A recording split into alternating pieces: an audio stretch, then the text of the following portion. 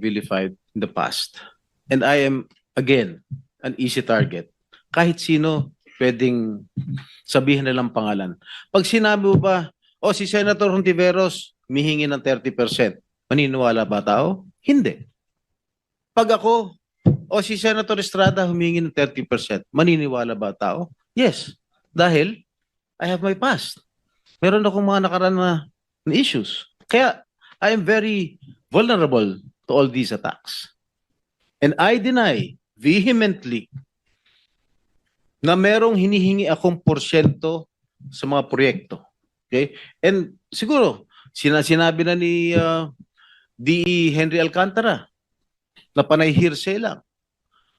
Nakita mo ba na binigyan ako ni Henry Alcantara ng pera? Did you see? Did you ever see Alcantara handing money over